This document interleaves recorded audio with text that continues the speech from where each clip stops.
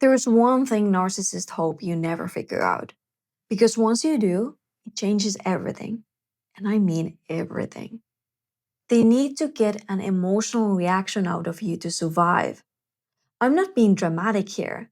It could be positive, like admiration, or it could be negative, like fear. Either way, they need you to react because they have fragile self esteem. This means their self worth is unstable and dependent on external validation. Said differently, they use your emotional reactions to validate their existence.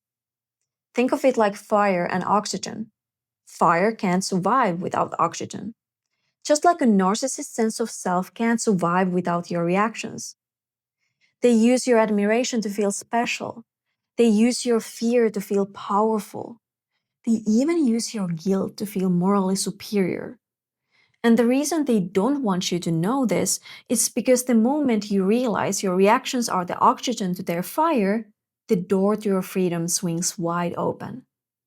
If you want to walk through that door, the first step is mastering the BIF method. This is a communication strategy that stops you from giving them the reactions they need. The B stands for brief. Keep your response short. The I stands for informative. Only share necessary information. The first F stands for friendly. Be respectful.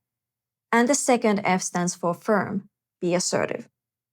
For example, imagine they said, I don't know why you're so tired. You don't even do that much. Your first instinct might be to respond, Are you kidding me? I was up at 6, worked all day, ran errands, cooked dinner, and cleaned the entire house. Just because you don't see it doesn't mean I'm not doing anything. But here's the problem. You're responding in a way that gives them an opening to say things like, if you actually planned your day like an adult, you wouldn't be so exhausted. And just like that, they're pulling you into a conflict. So to stop this from happening, you can use a brief response like, I can see why you'd think that.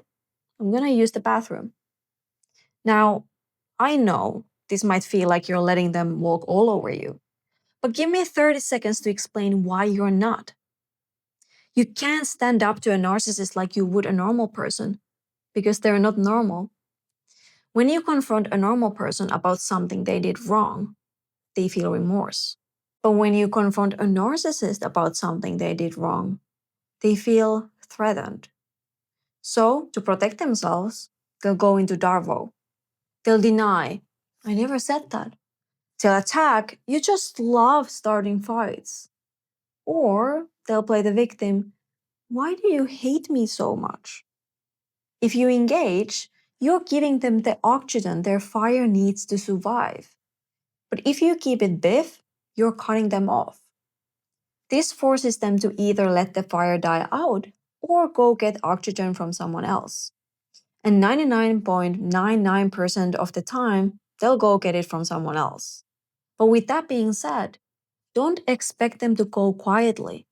They'll push as many buttons as they can to get a reaction before moving on to someone else. So you should always have an exit plan. It could be physical, like, I'm going to use the bathroom, or it could be changing the subject, like, oh yeah, is your car still making that noise? If you can't think of one, don't worry. Just act like a broken record.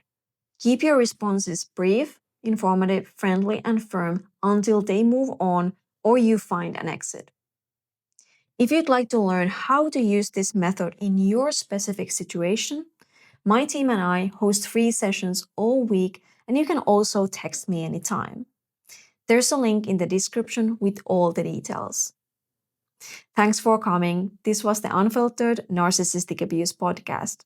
My name is Juliana, your guide to overcoming the effects of narcissistic abuse, and I can't wait to connect with you in a future episode.